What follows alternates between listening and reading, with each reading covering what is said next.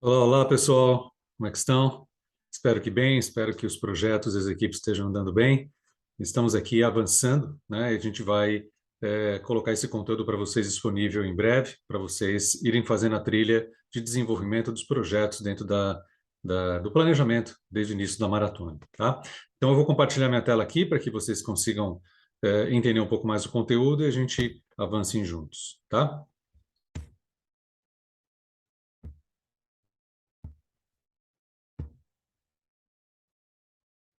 Bom, então, como a gente está seguindo o nosso caminho, né? Hoje é dia 6, é engraçado e incrível como o tempo passa rápido, né? Já estamos na quinta-feira, começamos na segunda. É legal ver vocês, interagir com vocês e perceber como vocês estão se esforçando na busca das soluções, especialmente num formato multidisciplinar como esse, né? O Dental Datatom. Então, novamente, só reiterando, né, é uma realização da Dental Startup Brasil, com o suporte tecnológico e técnico da MV Play e com a parceria da Odontodados, especialmente com relação à ciência de dados aplicada em odontologia. A gente tem o apoio da Associação Brasileira de Startups de Saúde e os parceiros master nessa nossa operação, nessa nossa maratona, são a Maquira e a Sim. Então, vamos lá. Então, na segunda-feira, que é mais para colocar vocês dentro de uma trilha, a gente poder conversar e esquentar um pouco, né? Fazer a introdução. Segunda-feira a gente começou os eventos, as atividades, tivemos boas-vindas, conversamos bastante sobre os desafios, né? Trazendo toda uma sistematização. E o tema do webinar foi essencialmente a causa raiz, o problema, a dor, né? Também como é apelidado dentro do segmento de inovação e empreendedorismo, com o webinário Apaixone-se pelo Problema, né? Com a temática de uma exploração profunda e entendimento profundo do problema, para depois todas as outras etapas ficarem mais fáceis e mais consistentes, né? E a partir daí a gente liberou os grupos para trabalho, baseado em mentorias, dentro da plataforma Discord, que é a plataforma que a gente tem usado para dar sequência. Na terça-feira foi o mesmo desenvolvimento. A gente tem combinado com vocês e sugerido fortemente, não é uma obrigação, mas é uma sugestão que tem funcionado muito nos outros eventos que a gente tem feito, que são as entregas dos formulários referentes à temática do dia anterior, né, antes do próximo webinário, como é o caso. Então, a entrega do formulário problema na terça e assim sucessivamente. Isso ajuda muito vocês a terem um roteiro técnico, né, para poder desenvolver os conteúdos que são necessários para ficarem depois de forma modular, vai acumulando, chega no final o desenho estratégico, né, o esqueleto já está formatado. E aí o segundo binário foi sobre validação, trabalhando um pouco já essa interface do problema versus a solução, o que vocês estão imaginando de possibilidades de solução, e se isso realmente é validado, se isso realmente está dentro das expectativas do usuário final. O usuário pode ser uma pessoa física, pode ser uma empresa, serviço público, como a gente já pontuou em outras oportunidades. Então, o webinário de terça foi nessa temática, validação, depois liberamos os grupos e seguimos com as mentorias. Ontem, na quarta-feira, o formulário de previsão de entrega, então, o formulário de validação, né, referente à terça-feira do webinário, e o webinário que nós apresentamos foi o webinário de proposta de valor, né, trabalhando o que a gente tem que, como e o que a gente tem que estruturar na nossa comunicação, na nossa apresentação dos valores, né, dos diferenciais, dos benefícios reais que essa solução apresenta para os seus usuários. Então, toda a formatação dessa proposta de valor, argumentos, as razões, foi o que exploramos lá no webinário, tá? Lembrando que os webinários estão lá no nosso canal de YouTube, então, se alguém ou se alguma equipe quiser revisitar esse material, rever, assim como esse também, em breve vai estar disponível lá. E depois a gente liberou novamente os grupos com as mentorias e vem seguindo o caminho, tá? Então, no momento, hoje, a nossa proposição é seguir nessa trilha, então até às 7 horas da noite, na verdade 18h59, horário de Brasília, vocês têm aí uma previsão de entrega do formulário referente ao webinário do dia anterior, lembrando que todos links para esses formulários estão lá no Discord, numa área específica, então é muito fácil encontrar lá. E aí vocês preenchem e isso ajuda, né, como eu coloquei, vocês para entenderem e ficarem roteirizados para o desenvolvimento desses conteúdos, perdendo menos tempo, né? Foi uma iniciativa nossa para ajudar vocês nesse processo. E o tema de hoje do nosso webinário é a questão da modelagem de negócio, né? A gente, nesse momento, começa a já estar sedimentada com a ideia, né? Sedimentado com a solução, começa a ficar sedimentado com a proposta de valor. Bom, e como é que eu vou apresentar tudo isso num formato de relacionamento com o mercado, num formato de relacionamento com o usuário, né? Como é que eu vou estruturar tudo isso em relação a uma operação de negócios, mesmo, uma operação empresarial, uma operação corporativa. Então, esse é o objetivo de hoje. Na verdade, aqui é muito mais uma linha de pensamento, né? São toques, são ideias centrais, a gente não tem como meta esgotar o tema, mas sim orientar e dar aqui uma esteira de conhecimentos para vocês colocarem os seus projetos em cima. Tá? Então, vamos lá a partir de agora. Então, na segunda-feira, né, colocando aqui um pouco de um fundo didático, na segunda-feira a gente explorou bem a questão do problema, por quê, a conexão, a questão do distanciamento, né, a questão cultural, a gente já abordou isso na segunda-feira, foi tema central, né, do webinário de segunda, a causa raiz, o problema, e volto a citar o apelido, né, carinhoso, que o pessoal chama na área de negócios, inovação e empreendedorismo, moderna, né, que é a dor, né? Apelidado de dor. Existe uma confusão na área de saúde com relação a isso, então nem sempre o pessoal de outras áreas entende o que nós chamamos de dor ou o que o segmento está chamando de dor, mas é a causa raiz, né? O problema central, o problema mais significativo daquele usuário e que eu estou buscando uma solução. A partir daí, na terça-feira, a gente trabalhou bastante o processo de validação, o processo de entendimento profundo desse usuário, e se realmente, né, realmente é isso, essa solução realmente atende de forma crucial, de forma contundente essa necessidade, né? Eu vou conseguir dar escalabilidade, eu vou conseguir ter uma penetração grande nesse segmento, vou conseguir distribuir bastante esse produto, esse serviço, esse aplicativo, esse equipamento dentro desse segmento que eu estou escolhendo. Então, a validação ela serve muito para isso. Eu estou no caminho certo, né? A solução que eu estou buscando está encaixada realmente com o problema, né? É um sistema de chave e fechadura, está bem equacionado mesmo, né? Essa é uma questão muito importante para evitar depois, lá na frente, quando eu estou já no nível de modelagem de negócios, eu percebo que eu estou com o negócio errado na mão, e aí eu tenho que voltar uma série de etapas. Aí eu já tive desgastes, perdas de recursos, né, das mais variadas ordens em relação a isso. A gente quer evitar isso através da validação, né? Erre pouco para errar rápido, né? E é uma expressão bastante usada. E a proposta de valor, que a gente explorou ontem no nosso webinário, né? Especificamente começando a identificar já a partir da solução qual é a estrutura essencial dessa solução, como é que eu vou comunicar essencialmente essa solução, né? Como é que eu vou propor essa solução e quais são os valores essenciais dela. E aí tem um segundo aspecto na proposta de valor, que é se diferenciar do que já existe, né? É um pouco de quase que uma ilusão, né? Para não dizer que é 100%, mas é muito difícil a gente encontrar um projeto hoje, uma solução hoje, que nesse mundão já não existam outras startups, outras equipes ou projetos ou empresas trabalhando e desenvolvendo, né? É uma coisa muito rara de acontecer. Tomara que vocês encontrem, mas é raro. E então, na verdade, a gente tem que saber identificar os diferenciais nossos em relação a competidores, a concorrentes que estão fazendo coisas muito similares às nossas e atendendo os mesmos usuários, o mesmo público-alvo que a gente.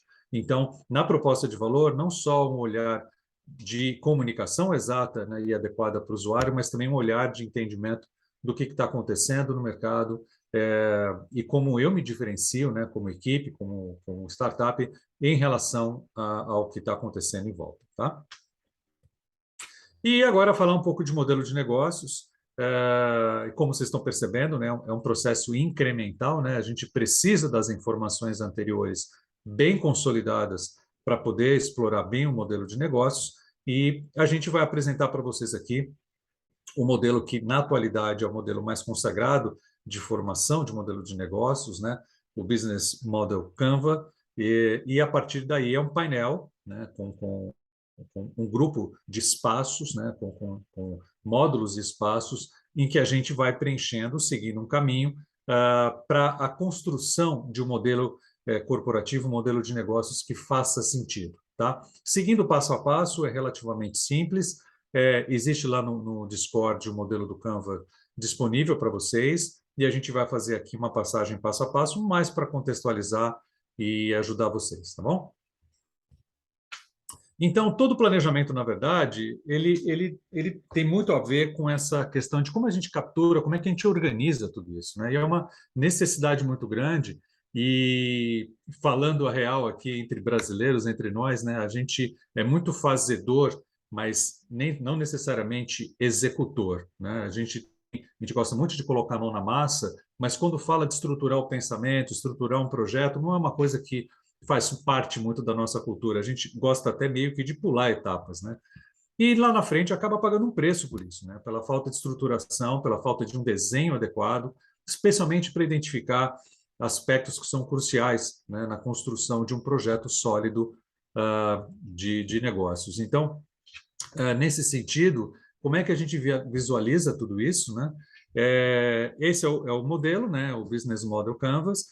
E como vocês estão vendo, como eu citei, são vários espaços, né, em que a gente vai preenchendo esses espaços. E ao terminar o preenchimento, tem um painel, né? Eu tenho dentro de uma própria imagem, uma imagem única, uma série de ideias centrais, né, que compõem, somando entre elas, né, a somatória entre elas, compõem o painel necessário para desenhar um bom modelo de negócios, tá? Então, tem de tudo um pouco: parceria-chave, atividades, recursos, a própria proposta de valor, que a gente já explorou até um webinar exclusivo para isso, o relacionamento, os canais, o segmento de clientes, as fontes de receita, a estrutura de custos, né? Então, como vocês estão vendo, é um ambiente, né, de informações bastante simples, bastante objetivo, bem papum, bem, né, direto, em que a gente já vai para um nível de execução e já vai para um nível bastante prático, né, de desenho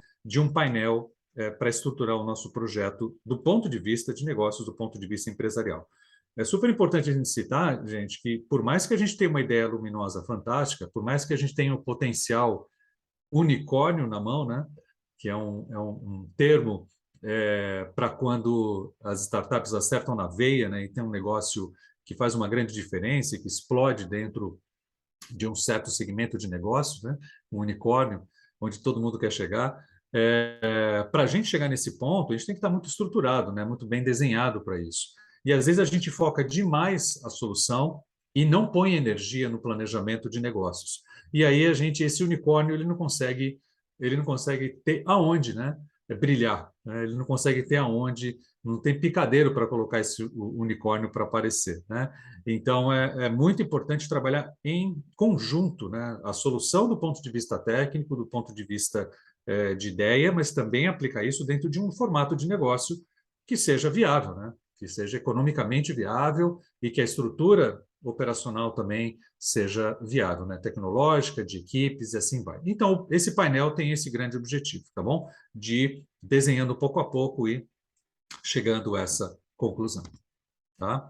Então, o primeiro aspecto, a gente já explorou ontem bastante, a proposta de valor, que necessariamente está baseada, inclusive, num bom entendimento lá da queixa principal, né, do problema em si, né, e da dor, e a partir daí a gente vai construindo um valor e uma proposta de valor importante. Então, qual que é a ideia?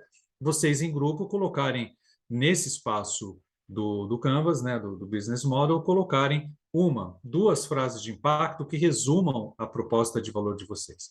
Nesse painel, gente, não é para ficar fazendo relação, não é para colocar 3, 4, 5, 7 parágrafos de ideia.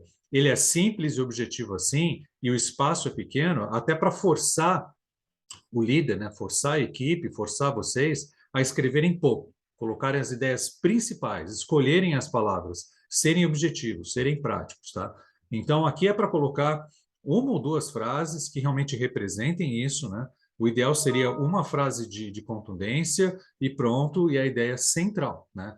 Aqui no painel é sempre colocar as ideias centrais e o mais objetivas e curtas possíveis, tá? Então, aqui, o primeiro campo a ser preenchido, ele está no centro, não é à toa, né? Porque ele vai irradiar um pouco essas informações para as outras áreas. É a proposta de valor que a gente explorou bastante ontem, tá?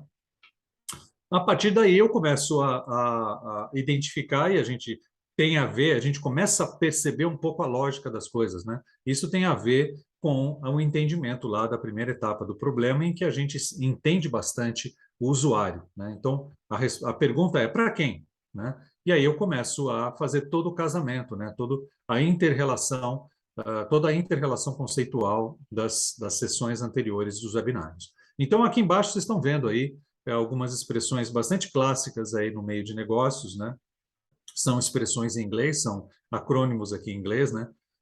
Falando em português é B2B, B2C, B2B2C, B2G, e existem até outras variantes. Falando em inglês, que é a terminologia que o pessoal mais utiliza, é o B2B, ou significa business to business. É a minha startup falando com uma empresa, a minha startup falando com negócios que são pessoa jurídica, né? Que são negócios operacionais, corporações, né? Operações empresariais. Então, eu estou fazendo um negócio de empresa para empresa, business to business. Se eu estou fazendo um negócio oferecido direto, né, eu estou oferecendo uma solução direta para o usuário final, direto para a população, que vai lá, está ligado no smartphone dela, no smartphone dele, por exemplo, ou uma atuação direta com menos tecnologia, mas eu vou ter uma ação direta num ponto de contato físico e presencial com o cidadão, com o consumidor final, e isso não está sendo intermediado por uma empresa, é uma relação direta. Gente, nós, né? Equipe, nós, startup, diretamente com o usuário final, pessoa física, consumidor, cidadão, né, cliente. Eu estou falando aí business to consumer, né? Então, é por isso que é chamado de B2C. Tá? Se eu tiver no meio desse contato, né, uma aplicação em que eu tenha uma solução, que eu tenha um contato intermediado por uma empresa, aí eu tenho business to consumer. E é por isso que é B2B2C. Tá? Então, esse exemplo é como se nós, na área de odonto, aqui na área do Datatom, eu fosse oferecer um serviço final lá para o cliente, mas intermediado por uma clínica odontológica que vai fornecer, vai trabalhar esses dados. Então, eu vou fazer uma solução intermediada por uma clínica, uma solução intermediada pelo serviço público, uma solução intermediada para o ambiente como um todo. Tá? E se eu for oferecer uma solução direta para o governo, pode ser governo municipal, estadual, federal, não importa, uma autarquia pública, não precisa ser necessariamente, né, o poder executivo, mas podem ser outras formas de relação governamental, né? Eu tenho aí uma relação que é chamada business to government, e é por isso que é chamada de B2G, né? Então, se eu vou trabalhar com serviço público, é B2G, tá? Existem outras nomenclaturas, variações delas, essas são as centrais, as principais. Muito provavelmente, o projeto e o negócio de vocês vai estar inserido dentro desse contexto e dentro dessa forma, tá? Então, muito provavelmente vocês vão estar dentro de uma dessas 4 possibilidades para avanço, tá?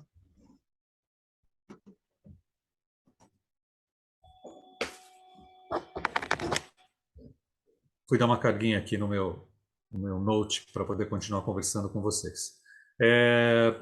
Então, o cenário aqui vai ser esse. São 4 possibilidades e muito provavelmente você se enquadra numa dessas 4. Existem variações, sim, e vocês podem trabalhar isso, sim. Se tiverem alguma dúvida, procurem a gente nas mentorias.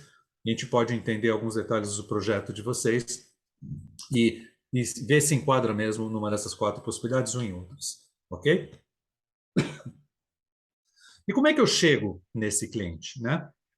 Quais são os canais de distribuição, quais são os canais de contato com esse cliente? Então, ele está onde?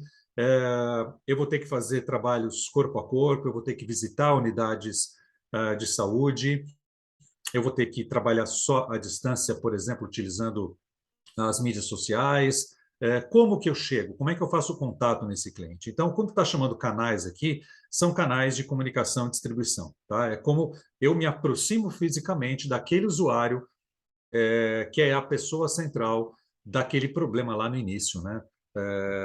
Quando a gente estava desenvolvendo. Então, aqui a gente fala especificamente de como chegar, canais de distribuição e canais de comunicação. Vocês podem citar até aqui por itens, né? Forma A, forma B, forma C, forma D, forma E, porque aí fica bem conciso, bem objetivo e um painel bem limpo de olhar, né? Então, cuidado novamente para não escrever aqui uma pequena redação para saber como chega, né? Aqui são mais os canais mesmo, tá bom? Lógico que a equipe e as startups, elas detalham depois cada um desses campos, né? Mas é importante ter uma visão global bastante objetiva e concisa.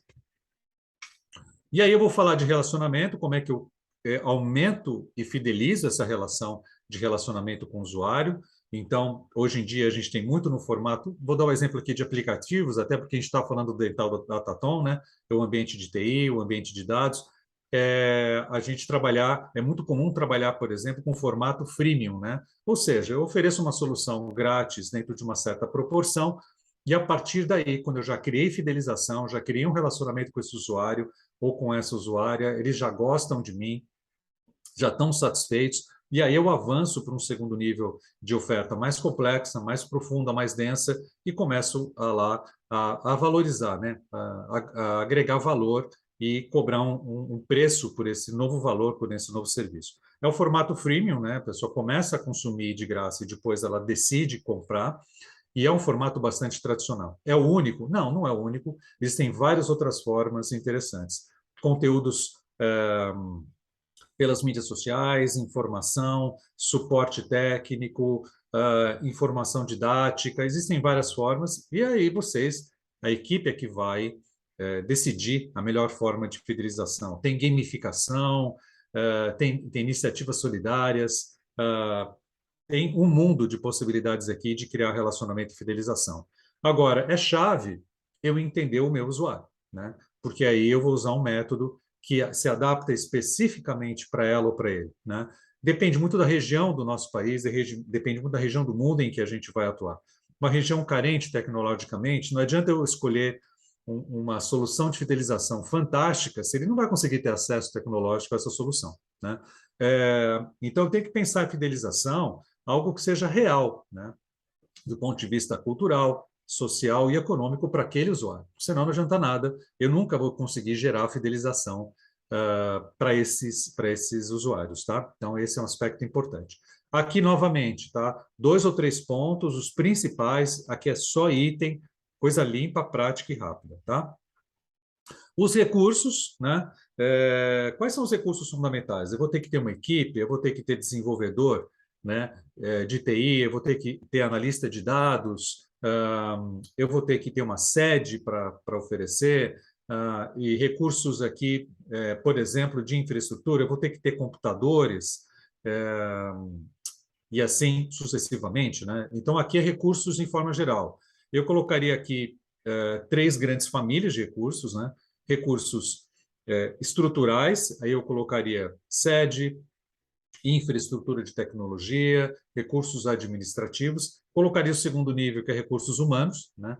Quais são os perfis das equipes, né? da equipe que eu tenho que ter, os perfis dos colaboradores que eu tenho que ter, e recursos também de parceria, né? Porque eu quero manter minha equipe leve, porque assim ela fica mais otimizada e mais barata, e eu vou contar com parceiros aqui trabalhando por job ou por projetos comigo e trabalhando a partir daí também eu tenho que contar com esses recursos externos, né? Então, quando a gente fala de recursos aqui, o que que eu preciso ter, ou e que tipos de parcerias eu preciso fazer, ou com quem eu preciso contar para viabilizar essa proposta de valor, viabilizar esse projeto. Então, aqui os recursos normalmente vão ser por famílias e um comentário ou outro breve dentro de cada família de recursos, tá?